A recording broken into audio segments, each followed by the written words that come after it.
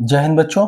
आज हम लोग एक्सरसाइज 1.1 का जो 5 से लेकर 6 नंबर क्वेश्चन है उसका पूरा सॉल्व करेंगे। वीडियो थोड़ा सा बड़ा होगा लेकिन एक ही वीडियो में आपको सारे क्वेश्चन मिल जाएंगे। इससे पहले थ्योरी पार्ट, उसके बाद आपका इससे जुड़े हुए जो क्वेश्चन है, प्रयोग सवाल भी कुछ उसमें था। उसके बाद आपका क्वेश्चन 1 से लेकर 4 तक एक वीडियो में, 5 नंबर एक वीडियो में और 6 नंबर आज हम लोग दूसरी वीडियो में देखेंगे। ये इस सीरीज का तीसरा वीडियो होगा क्योंकि छोटे छोटे वीडियो आप लोगों को समझने में आसानी होगा। तो चलिए 1 नंबर क्वेश्चन देखते हैं हम लोग क्या कहता है। ये 6 का 1 नंबर, 6 का 1 नंबर क्वेश्चन आपको क्या कह रहा है। क्वेश्चन आपके स्क्रीन पर भी दिखा रहा होगा। एक आयताकार क्षेत्र के विकर्ण की लंबाई 15 मीटर है, उसकी चौड़ाई की अपेक्षा 3 मीटर अधिक है। एक आयताकार विकर्ण की लंबाई 15 मीटर है। क्या कहा है? विकर्ण की लंबाई कितना है? 15 मीटर है। अब देखिए, लंबाई चौड़ाई की अपेक्षा 3 मीटर अधिक है। इसमें सवाल आप सॉल्व कैसे करेंगे वो अलग बात। देखिए, आयत है, ये देखिए ये आयत है, ये लंबाई हो गया, चौड़ाई हो गया, ठीक है। अब मैंने पहले भी कहा है कि इससे पहले वाले वीडियोस में कि आपको पकड़ना है का, की, किस, का, के। तो यहां पर क्या कहा है कि लंबाई चौड़ाई की अपेक्षा 3 मीटर अधिक है। अगर आपने माना चौड़ाई को x माना तो लंबाई क्या कह रहा है? इसके 3 अब ज्यादा है, अधिक है यानी ज्यादा है, तो लंबाई क्या हो जाएगा? x plus 3। अगर ये 10 है तो ये 13 होगा, ये 5 है तो ये 8 होगा। लेकिन हम लोग यहाँ लिख नहीं सकते, पता नहीं है दोनों। तो हम लोग क्या करेंगे, ये आपका इक्वेशन हो गया, ये मतलब आपका जो दिया है उसके हो गया कि लंबाई चौड़ाई, लंबाई की चौड़ाई, लंबाई जो है लंबाई चौड़ाई से 3 अधिक है, कम नहीं। अगर कम होता तो अलग लिखते। लंबाई चौड़ाई से 3 अधिक है। देखिए लंबाई कितना है, चौड़ाई कितना है? x, तो लंबाई क्या होगा? x plus 3। अब विकर्ण दिया है तो ये होता है विकर्ण, ठीक है, ये हो गया हमारा विकर्ण। तो ये हमारा लंबाई क्या हो गया? x प्लस 3 और ये हमारा हो गया x और ये हो गया 15।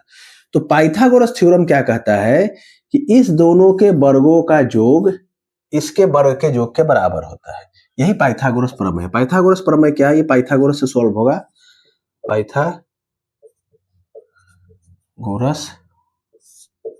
प्रमेय क्या कहता है कि लंबाई का वर्ग का स्क्वायर चौड़ाई के वर्ग के स्क्वायर क्या हो जाएगा?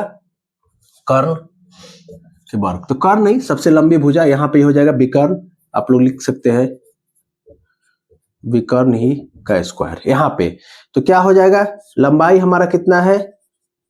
x प्लस 3 का स्क्वायर, चौड़ाई हमारा कितना है? x का स्क्वायर, और विकर्ण कितना है? यानी कि 15 का स्क्वायर। तो ये हमारा कितना होगा? देखिए x square plus 6x plus 9 plus x square, ये हो जाएगा हमारा 225। 15 का स्क्वायर तो ये हो गया x स्क्वायर, सॉरी ये 2x स्क्वायर हो जाएगा, 2x square plus 6x plus 9 minus 225 बराबर 0। तो ये हो जाएगा हमारा 2x square plus 6x minus 216 बराबर 0। तो इसमें से 2 कॉमन आ जाएगा तो हमारा क्या हो जाएगा? हमारा ये हो जाएगा, देखिए x square plus 3x minus 108 बराबर 0। ये आपका आंसर हो जाएगा, यही आपका सवाल है। स्क्रीनशॉट आप ले सकते हैं। करना कुछ नहीं था, पाइथागोरस लगाना था, लेकिन आपको समझ आया कि लंबाई चौड़ाई के 3 अधिक, बस यही जो पॉइंट होता है वहीं से हम लोग इस चैप्टर को, इस पॉइंट सबको हम लोग बना सकते हैं। तो ये हमारा क्या बन गए? द्विघात समीकरण। 80 रुपए में कुछ किलोग्राम, या वर्ड किया गया है कि कोई व्यक्ति 80 रुपए में कुछ किलोग्राम चीनी खरीदा। यदि उसी रुपए में 4 किलो चीनी अधिक पाते तो चीनी के प्रति किलो दर में 1 रुपया कम होता। यानी जो पहले यहाँ पे कहानी क्या है कि मान लीजिए 5 केजी का मूल्य 100 रुपए है। तो अब कह रहा है कि भाई मूल्य जो इसमें हम लोग क्या 5 की जगह हम लोग को 9 केजी मिल रहा है, ठीक है, लेकिन मूल्य 100 रुपया रह रहा है। लेकिन पहले और दूसरे का अंतर क्या हो जा रहा है? 1 हो जा रहा है। 1 रुपया मतलब अंतर हो रहा है कितना? 1 यूनिट हो रहा है। पहला और दूसरा का जो भी प्रयोग मिल तो रहा है 80 रुपया में ही, दोनों 100 रुपया में ही हो रहा है, लेकिन जो डिफरेंस है वो हमारा 1 यूनिट हो रहा है। बस कहानी आपका यही पर है कि आप 5 केजी का मूल्य 100 रुपए है, तो 1 केजी आप निकाल कर इस तरह फिर हम लोग आगे निकालेंगे। सबसे पहले बात क्या है कि आप समझिए कि दोनों का क्या करें कि दोनों का अंतर, ये नहीं कि पैसा में चेंज है, कि दोनों के अंतर में क्या है, 1 यूनिट का डिफरेंस है। जो पहले मिल रहा था चीनी और अब मिल रहा है चीनी, उसके अंतर में सिर्फ 1 यूनिट का डिफरेंस। या पैसा से मत कीजिए कि 80 है तो 79 हो जाएगा, ऐसा नहीं है। पहले जो 80 रुपए मिल रहा था जितना किलो, अब x प्लस 4 के जी 80 रुपए में ही मिल रहा है, लेकिन दोनों के अंतर में जो क्वांटिटी होगा चाहे जो भी होगा उसमें 1 यूनिट का फर्क है। तो इसको हम लोग कैसे बनाएंगे, देखिए, माना x केजी का मूल्य कितना है, 80 रुपए, तो 1 केजी का मूल्य कितना हो जाएगा, कम होगा तो कितना होगा, 80/x रुपए। अब क्या हो रहा है कि ये तो एक बात हो गया, अब हो रहा है क्या कि दाम तो उतना ही रहा, लेकिन अब क्वांटिटी कितना मिला, ज्यादा मिल रहा है, यानी कि x प्लस 4 केजी का मूल्य कितना है, 80 रुपए ही है, ठीक है, 80 रुपए। तो 1 केजी का मूल्य कितना हो जाएगा, 1 केजी का मूल्य 80/x प्लस 4 रुपए, ठीक है। अब आपसे कहा गया है कि ये प्राइस और ये प्राइस का अंतर कितना है, 1 है, 1 रुपए है, मतलब ये प्राइस और ये प्राइस का अंतर क्या है, यूनिटी है। ये प्राइस और ये प्राइस का अंतर यूनिटी है, ये प्राइस और इसका नहीं, जो बाद में बढ़ा हुआ नहीं, इसका। तो कैसे होगा देखिए, इसलिए 80/x minus 80/x plus 4 is equal to 1। Minus है यानी अंतर, इसमें से इसको घटाने पर 1 हो रहा है, यही कहा गया है, बस इतना ही सवाल है। तो इसको हम लोग सॉल्व करेंगे, देखिए x प्लस 4 तो हो जाएगा 80 x plus 4 minus 80x is equal to 1। तो ये हो जाएगा हमारा 80x प्लस 320 माइनस 80x बटा x square 4x is equal to 1, ठीक है। तो यहाँ कीजिए आप, ये 80 से 80 कट जाएगा, तो आपका बचा कितना, x square plus 4x is equal to 320। तो x square plus 4x minus 320 is equal to 0। ये आपका आंसर हो जाएगा। आप लोग इसको, स्टेशनों के बीच की दूरी, मान ली A और B की दूरी कितना है, 300 किलोमीटर।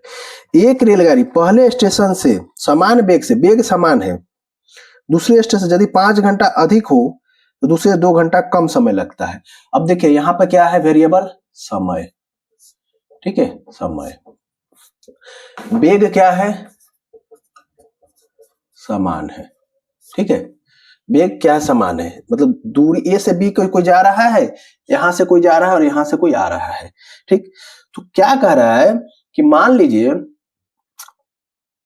वेग बराबर क्या होता है हमारा, दूरी बटा समय, और यहां हमें समय के वेरिएबल निकालना है कि समय के सापेक्ष में ही निकलेगा चीज। तो समय क्या हो जाएगा, दूरी बटा वेग। तो मान लीजिए, माना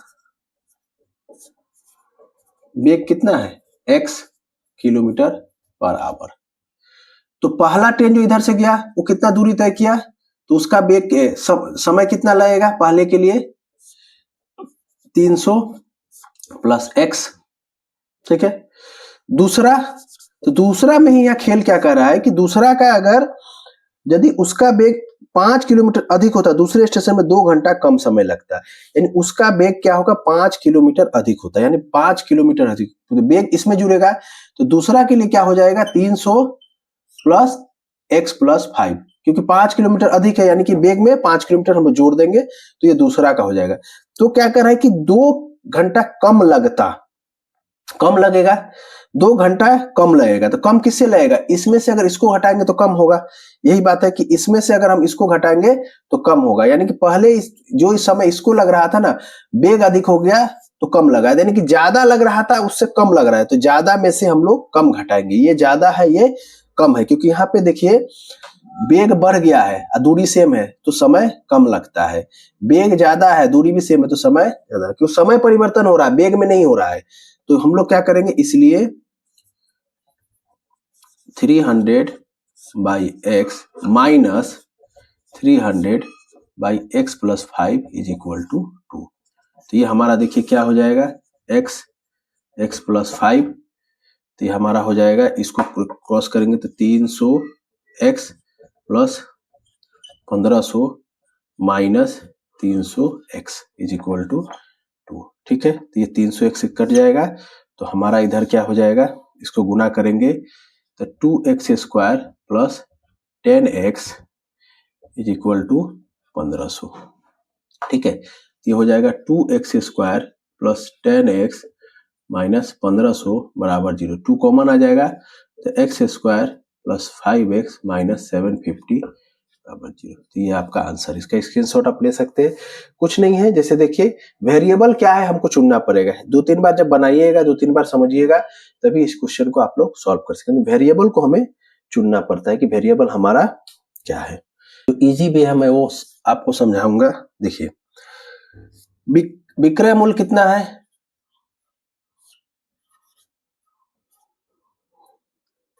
336 रुपए। देखिए लाभ क्या होता है, जो हम लोग लाभ और हानि पढ़ते हैं ना, लाभ हानि, तो कोई विक्रय मूल्य कब आता है, विक्रय मूल्य आएगा कि जब उस पे कुछ लाभ या घाटा हुआ हो। ठीक है, तो विक्रय मूल्य कब होता है, विक्रय मूल्य, इसमें क्या होगा, क्रय मूल्य प्लस लाभ या हानि। ठीक है, लाभ या हानि हो गई। विक्रय मूल्य कब होगा, लाभ या हानि के बाद। दूसरा इसका पार्ट क्या कर रहा है कि घड़ी का उतना ही प्रतिशत लाभ हो, जो घड़ी का क्रय मूल्य है, तो घड़ी का जितना क्रय मूल्य है उतना ही प्रतिशत लाभ हुआ, तब जाके वो विक्रय मूल्य आया। तो तरीका लोगों का बहुत सारा है कि इसमें से कोई माइनस करके बनाता है, तो इसको ऐसे समझिए, माना क्रय मूल्य कितना है, x रुपए। ठीक है, अब कहा गया तो विक्रय मूल्य, तो प्रतिशत लाभ कितना होगा, इस पर, किस पर, इस पे ही लाभ होगा, प्रतिशत लाभ, यानी x का कितना लाभ हो रहा है, x% लाभ हो रहा है, जितना क्रय मूल्य है उतना ही परसेंट लाभ हो रहा है। यानी हमारा क्या हो गया, x इंटू एक्स बाई, प्रतिशत को जब हटाएंगे तो 100 लेंगे, यानी कि x स्क्वायर बाई 100। ठीक है, ये आ गया। अब आपका ये क्या है, ये लाभ है। ठीक है, ये लाभ है, क्रय मूल्य तो इतना है, लाभ ही है। तो अब इसके सवाल के अनुसार क्या हो गया, इसको देखिए, तो ये हो जाएगा हमारा, अगर इंग्लिश में cost price profit is equal to selling price. तो कॉस्ट प्राइस हमारा कितना है x, प्रॉफिट कितना है हमारा x स्क्वायर बाई 100, और सेलिंग प्राइस कितना हमारा 366। तो ये हमारा क्या हो जाएगा, एलसीएम लीजिए, x हो तो ये हो जाएगा 100x प्लस एक्स स्क्वायर, ये हो जाएगा 336। बस, इसमें कुछ नहीं है। अब ये क्या होगा, देखिए एक्स स्क्वायर प्लस 100x, और ये गुना कीजिए 336 गुना 100, क्या हो जाएगा 336, 2 जीरो लगा दीजिए, 33,600। तो आंसर आपका कितना हो जाएगा, देखिए x square plus 100x minus 33600 बराबर 0। ये आपका आंसर हो जाएगा। सवाल इस तरीका से बनाइएगा तो आपको इजी लगेगा। जितना दाम है उतना ही प्रतिशत लाभ हो रहा है, यानी कि क्रय मूल्य का ही x% लाभ हो रहा है। बस इससे आप लोग जोड़ के बना सकते हैं। इसी को कोई कोई अलग से माइनस कर देता है तो वो अलग है, लेकिन ये सवाल इसी तरह बनाना सही रहेगा। सवाल कोई भी आप किसी भी रूप में बना सकते हैं, ऐसा नहीं है कि यही मेथड है। गणित में आपका अप्रोच सही होना चाहिए कि मतलब अपने मन से कुछ ना हो, लेकिन तरीका आपको। सवाल क्या कहता है, ये सवाल जरूरी इसलिए है कि देखिए इसमें क्या कह रहा है कि नदी के धारा, अब जैसे हम लोग नदी में जब हम लोग कोई नाव चलाते हैं तो मान लीजिए ये नदी है, ठीक है, ये नदी है। अगर नाव धारा इधर फ्लो हो रहा है और नाव भी ये कोई नाव है इधर जा रहा है, तो नदी का वेग इसको सपोर्ट करेगा, ठीक है, तो नदी का वेग इसको सपोर्ट करेगा। लेकिन धारा इधर जा रहा है और कोई व्यक्ति इधर से आ रहा है तो नदी का वेग उसको अपोज करेगा। बस इसी कॉन्सेप्ट पे ये सवाल बना है। देखिए, नदी की धारा के 2 किलोमीटर घंटा होने पर धारा के अनुकूल 21 किलोमीटर जाने और पूरा प्रारंभ आने में 10 घंटा समय लगता है। माने कुछ जाने में और आने में उसको 10 घंटा का समय लगता है। तो अब इसमें भी क्या है, समय, तो यहाँ पे क्या निकलेगा, समय, ठीक है, समय घंटा में। तो कुछ को दूरी हमारा कितना है, दूरी हमारा फिक्स है कितना, 21 किलोमीटर। तो धारा की, जब मान लीजिए धारा के कोई बेग धारा के तरफ जाएगा तो उसमें वेग प्लस होगा, और धारा के जब विपरीत आएगा तो वेग माइनस होगा। तो माना उसका वेग कितना है, मान लीजिए x, चलिए माना वेग कितना है, x किलोमीटर बराबर। तो धारा के जब दिशा में जाएगा तो x का कह रहा है कि 2 किलोमीटर अधिक होने पर रतन, तो धारा के 2 किलोमीटर जुड़ेगा, और धारा के जब विपरीत आएगा तो 2 किलोमीटर घटेगा, ठीक है, धारा के जाने पर 2 किलोमीटर घटेगा। अब बस सवाल यही है, अब आप देखिए कैसे बनेगा। यहां माना वेग कितना है, x किलोमीटर, ठीक, तो 21 किलोमीटर जाने में समय कितना लगेगा,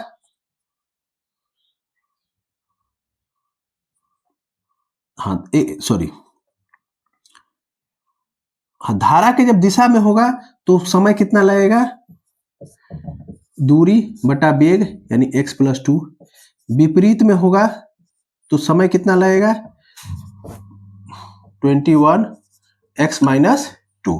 तो धारा के दिशा में होगा तो इतना लगेगा, धारा के विपरीत दिशा में कितना है। तो दोनों के जब दूरी तय कर रहा है तो उसको 10 घंटा समय लग रहा है, दोनों में, दोनों का आपस आने जाने में 10 घंटा उसको समय लग रहा है। तो इस तरह इक्वेशन हमारा क्या हो जाएगा, 21x plus 2 plus 21x minus 2, कितना लग रहा है, 10 घंटा, ये जो बोले ना घंटा। तो यही हमारा सवाल बन गया। अब इसको आप सॉल्व कीजिए तो कैसे हो जाएगा, देखिए x प्लस 2 x माइनस 2, ये हमारा हो जाएगा 21x माइनस 2 21x प्लस 2, ठीक है, ये हमारा हो गया। 21 कॉमन ले लीजिए तो x minus 2 plus x plus 2, और नीचे हमारा हो जाएगा x स्क्वायर माइनस 4, यानी a square minus b form में, ये हो गया 10, ठीक है, इधर लाइए। तो ये हमारा देखिए यहाँ पे आपका 2 कट जाएगा, यानी 21 इंटू 2x बटा x square minus 4 is equal to 10। तो ये हो गया हमारा कितना, 42x, और ये हो जाएगा 10x स्क्वायर माइनस 40, ठीक। तो इसको इधर ले आइए, ये हो गया क्या, 10x square minus 40 minus 42x बराबर 0,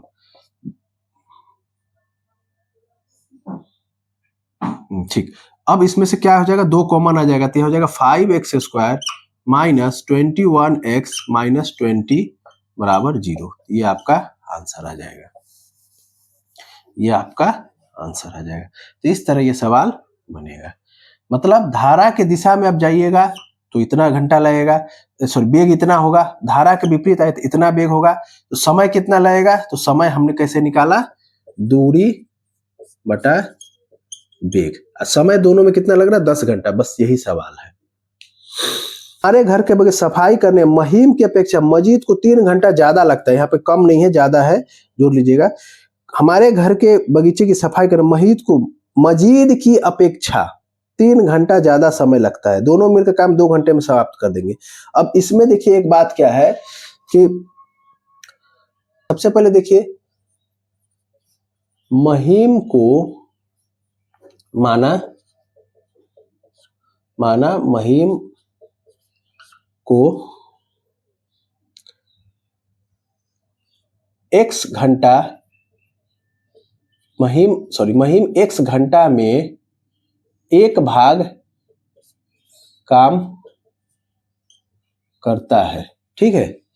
देखिए यहाँ पहले मुहिम की अपेक्षा यानी मजीद को, तो मजीद में हम लोग अलग जोड़ेंगे, तो मुहिम को 1 घंटा में कितना काम करेगा, 1/x भाग, ठीक है, 1/x भाग काम करेगा।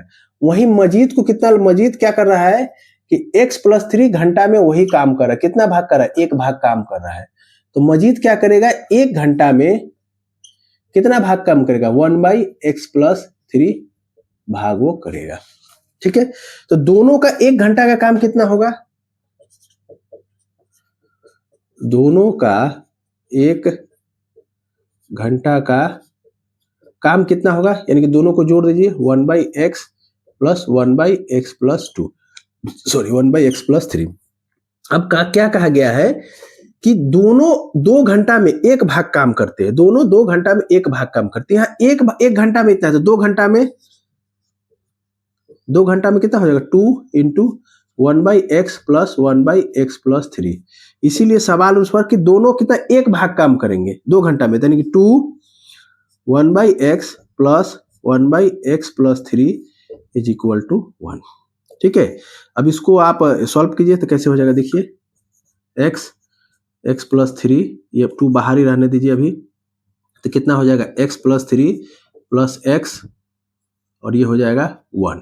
ठीक है, तो यहां देखिए क्या हो जाएगा, 2x होगा, 2x + 3 और इधर चला जाएगा, ये कितना x² + 3x, ये गुना होगा तो इधर चला जाएगा, तो ये हो गया हमारा कितना 4x + 6 x² + 3x।